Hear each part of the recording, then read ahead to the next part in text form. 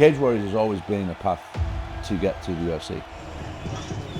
It's great to see someone like Tom becoming a heavyweight champion, which is the biggest prize in all of martial arts. It shows that we are the biggest producer of talent in the country, without a doubt. There's something in the air, there's something in the water, I don't know what it is, but there's always a bit of intrigue and there's always a bit of drama when Cage Warriors comes to Manchester.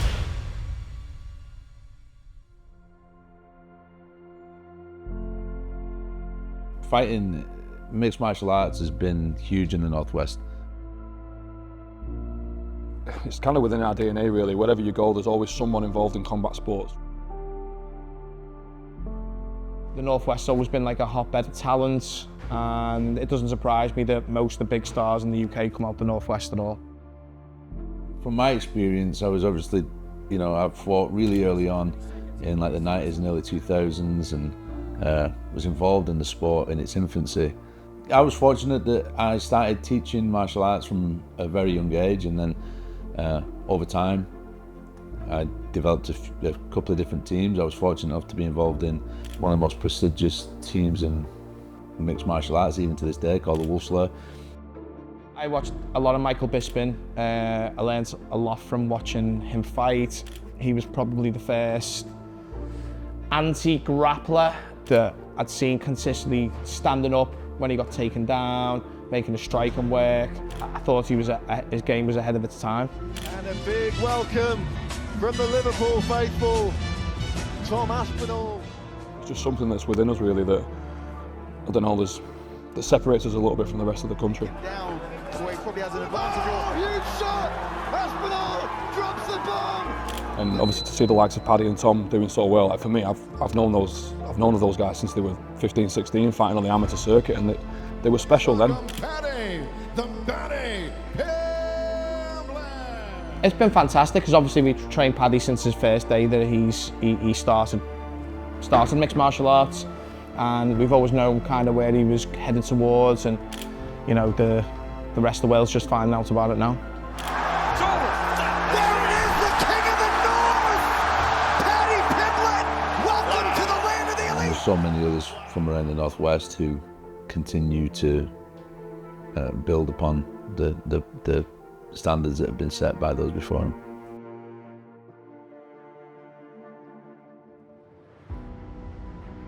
That's the thing with our gym, like everyone works hard together, they train hard together, they lift together, they eat together, they do everything together, so kind of like they are one team. It's like, I know everyone always uses it, we're like a family cliche, but we spend that much time with each other that we spend more time probably with each other than we do our families some days.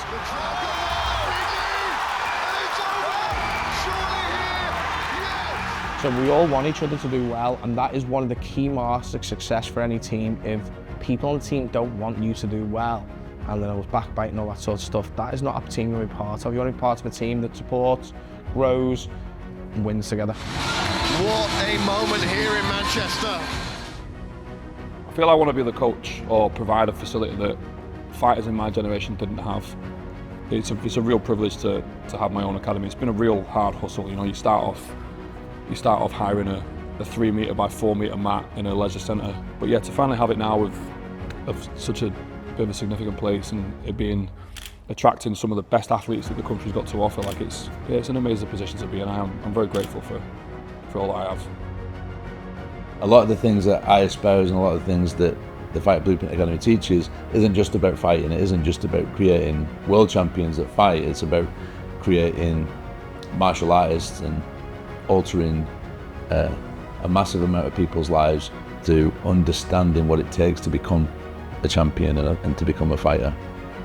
There's such a list of guys who fought for Cage Warriors who then go on to fight in the UFC, that pathway can't be denied. From when you walk into the gym, to having your first amateur fight, to having your last amateur fight, to turning professional, to going on Cage Warriors, to work your way up the ladder to become a Cage Warriors world champion and then get yourself signed to the UFC, that's something that we are very, very transparent about. And in my opinion, like, bringing excitement to the octagon, like I feel that James is the next one. I'm James Power, my record is 8-1 and I'm fighting out of Sub-Zone Fight Academy. Since joining camp at Sub-Zone, it's been remarkable for my MMA game. My grappling's absolutely shot through the roof, but not just a straight jiu-jitsu format or wrestling. That's MMA specific grappling, all the intricate details of how to land the ground and pound, where to apply pressure to do so. Cam is an absolute master of, and it's really elevated my game. 2 big knees and it's over! James Power with a huge Cage Warriors debut win here in Belfast. To see him evolve from being a K1 fighter and now a well-rounded mixed martial artist in every range is a very proud feeling. So to watch him on Saturday night, you know, bring home the belt and bring the first world title back to Sub-Zone, like it's amazing. All these guys coming through Cage Warriors from the north of England, it's been a big inspiration seeing those guys climb to the top, and now it's my turn.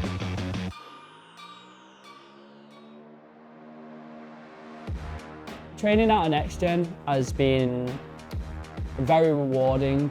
It's been challenging. You're training with people who don't know, put it on you every day. But the rewarding part was coming into the gym and then developing friendships with people, rapport with coaches, and then moving on to the streak that I had since 2022, where I really fell into my rhythm, but I'm so glad I came here.